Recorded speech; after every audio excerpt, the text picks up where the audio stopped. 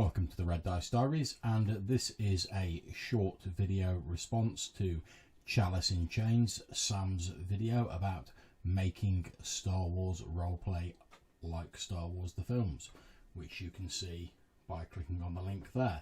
And in that, Sam was kind enough to mention a blog article that I'd written recently on my website. I put a link to that down below, as well as a link to Sam's original video. And in the blog article and in Sam's video, we were talking about how you can make a Star Wars game really capture the feel of Star Wars. And my original article was spurred in part because I felt with the short campaign I'd run recently for Edge of the Empire, it had wandered a little bit away from the main focus of the Star Wars sort of theme and ethos, if you will. So I was really trying to pull it back to that, and I thought the best way to do that was to examine some of the things that make Star Wars Star Wars. And I'm not going to cover the things I've already done in my article, since I've already written them down. There's also some extras that Sam's mentioned in his video. I highly recommend you give that a look. As I was thinking about a way to respond to it, since I really enjoyed watching his video, I was also thinking about another thing that I neglected to mention in my original article. The fact that the Star Wars franchise, for better or ill, is also about relationships, sort of writ large and blown up to epic proportions, if you will. I mean, if you look at the Star Wars films, they're a series of different complicated relationships. You've got Luke and Darth Vader, you've got Leia and Han Solo, etc. You've even got things like Chewbacca and Han Solo, where the Wookiee has sworn a life debt to Han Solo and now acts as his bodyguard and his friend. Although I'm not entirely sure how much of that background is still canon now. But even so, it's still there, and that undercurrent of relationships runs through it.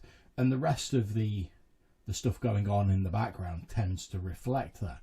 You've got the stormy relationship between Luke, Vader and Leia, and in a way that's reflected on a galactic scale, with Vader, or the Empire, sort of crushing down on everything that disagrees with him, almost trying to erase any memory of the person that he once was. And it's only when reminded of that person by the reappearance of his children that storyline is able to be reconciled and reach some conclusion. Now, I'm not going to go into any major details of episode 7, since although I've seen it and enjoyed it, I don't want to spoil it for anyone out there.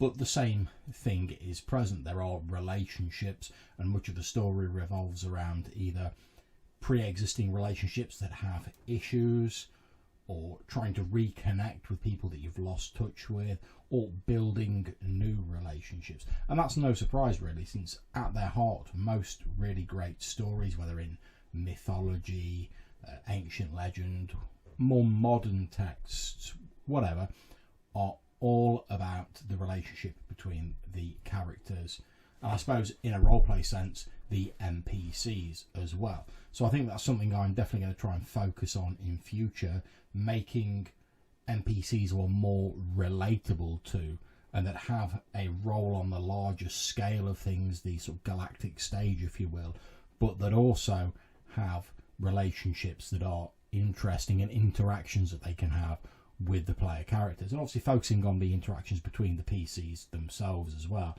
I think it's very Star Wars to do that, since despite all the fantastic alien planets, the starship battles, stuff like that, which, as Sam says in his video, are a very important element of this sort of genre, the lightsabers, the Force, etc., all of that great stuff, it's also important that we don't forget who the characters are and how they relate to other characters in that fiction. And that's definitely something I'm going to look to focus on more in the future, not just making NPCs as antagonists or sort of quick allies who pop up here and there and then are shuffled off the stage, but actually making them into people that the player characters can have relationships with, whether they love them, whether they're just a confidant, whether they're an antagonist, whatever. I really feel that these relationships form the bedrock of one of the things that make Star Wars great.